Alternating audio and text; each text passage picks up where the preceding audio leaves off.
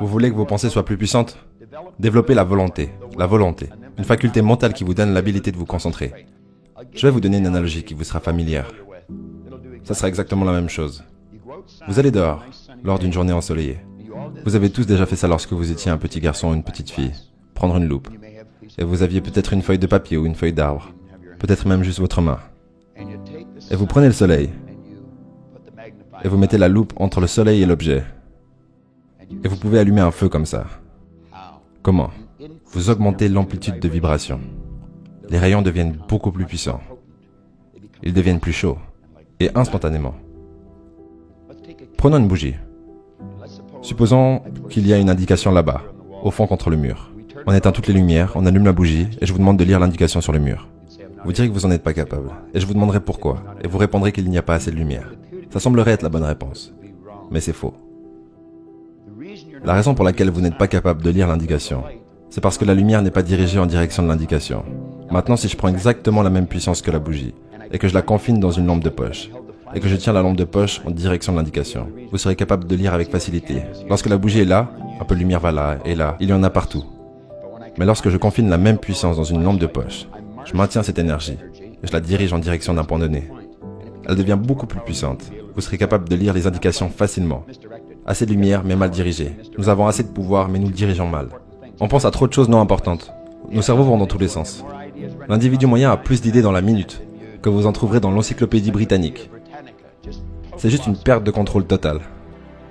Maintenant, lorsqu'on parle de la loi de la vibration, on commence ici, et ça dit que la loi de la vibration explique la différence entre l'esprit et la matière, entre l'état physique et l'état non physique de tout ce qui existe dans l'univers, ce qui vous inclut.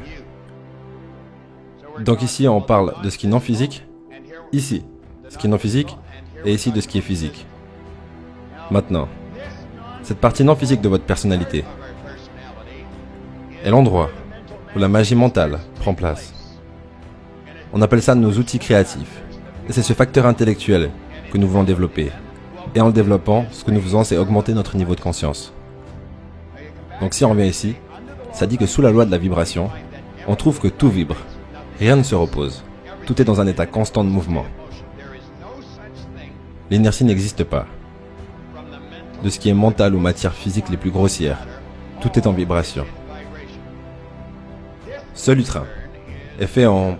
Je suppose que c'est du plastique. Par contre, il paraît être solide, mais ce n'est pas le cas. Si vous regardez dans un microscope, vous verrez des particules d'énergie bouger. Et bien sûr, ça sera exactement la même chose avec toutes les formes physiques que vous pouvez regarder à travers un microscope. Maintenant, j'en ai parlé dans beaucoup de mes séminaires, que les ondes de pensée sont des ondes cosmiques qui pénètrent tout temps et tout espace.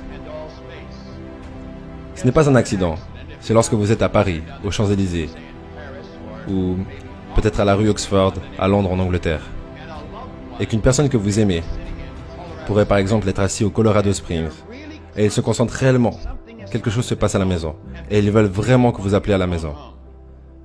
Tout d'un coup, vous avez le sentiment que vous devez appeler à la maison. Mais lorsqu'on dit sentiment, on parle de vibration. Leurs ondes de pensée sont en résonance ou en vibration harmonieuse sur la même fréquence que certaines cellules dans votre cerveau. Et lorsque l'onde de pensée touche vos cellules du cerveau, ça crée une vibration en vous. Vous appelez ça un sentiment. Vous avez le sentiment que vous devez appeler à la maison. Et vous appelez à la maison. Et ils répondent « Oh, merci mon Dieu, on voulait te parler. » Est-ce que vous pensez que c'est un accident? C'est une loi absolue. Vous étiez accordé à l'autre personne. Maintenant, laissons les lignes qui sont ici représenter les niveaux de vibration. Ou on peut aussi appeler ça différemment. Les niveaux de conscience. Maintenant, nous allons prendre la ligne du bas. On va la faire un peu plus grosse. Ajouter 2 flèches. Et ensuite, nous allons écrire le mot self. Maintenant, en dessous, on va écrire le mot simple.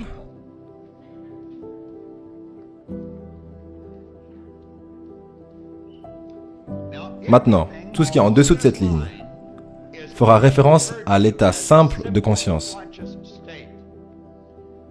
Cette ligne fait référence, et tout ce qui est au-dessus aussi, fait référence à un état de conscience de soi. Maintenant, ce dont nous avons à faire, c'est différents niveaux de vibration et de conscience. Un animal est dans un état simple de conscience.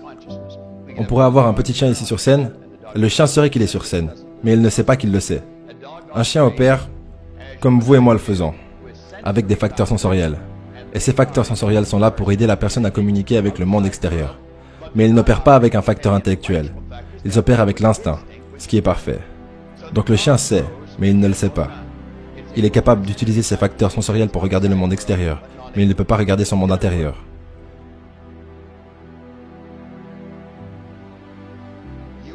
Vous et moi avons l'habilité créative de regarder notre monde intérieur. Et nous sommes dans ce que nous pouvons appeler un état de conscience de soi. Nous sommes conscients de notre monde subjectif et de notre monde objectif. Maintenant, il y a plusieurs degrés de conscience, jusqu'à ce que vous atteigniez un état supérieur, qui s'appelle la conscience divine ou cosmique. Peu importe quel mot vous choisissez, c'est la conscience divine ou la conscience cosmique. Toutes les religions qui ont maintenu leur équilibre, sur n'importe quelle durée, sont construites sur la promesse que nous ferons un jour, plus qu'un avec notre Créateur. Que nous atteignerons cet état supérieur, ou aussi appelé l'état de conscience divin.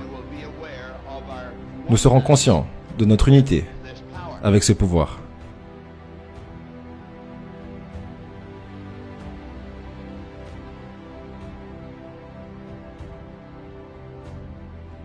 Maintenant, vous trouverez des gens qui ont un niveau de conscience qui est très bas. Ils sont ici en bas. Du coup, ils ont un niveau très bas de ce qu'on appelle la conscience.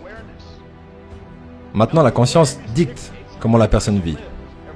À chaque fois que je mentionne ça, je me rappelle de la première fois où j'ai eu l'occasion d'aller au centre-ville à Chicago.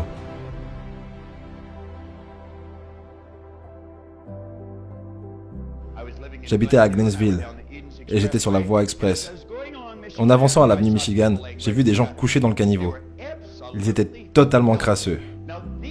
Maintenant, ces gens vivaient quasiment dans un état animal. Quasiment.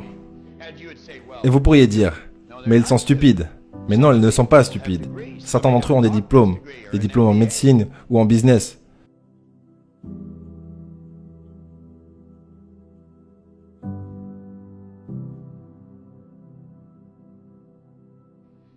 Ce qu'ils avaient, c'est un niveau de conscience peu élevé.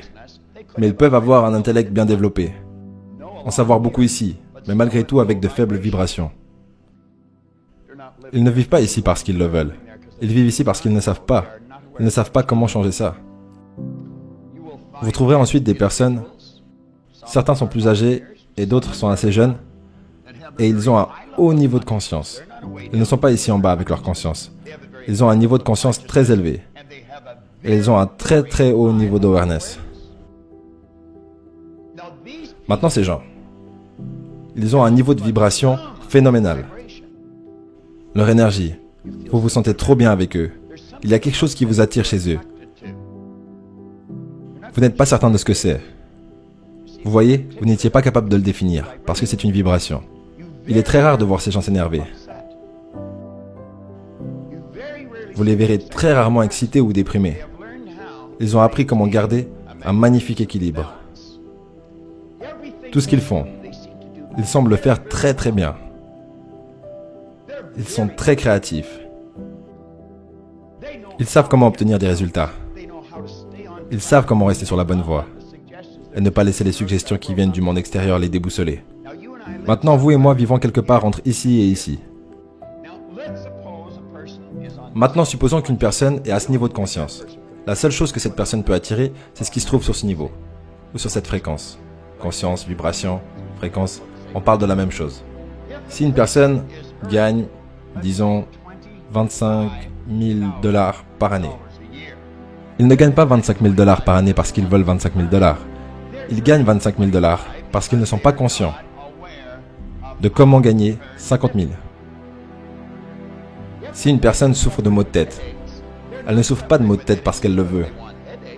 Elle souffre d'un maux de tête parce qu'elle ne sait pas comment l'éliminer, ce maux de tête. Si une personne est seule et peu entourée, elle n'est pas seule et peu entourée parce qu'elle le veut. Elle est seule et peu entourée parce qu'elle ne sait pas comment changer ça. Ce que vous et moi cherchons réellement, c'est un plus haut niveau de conscience.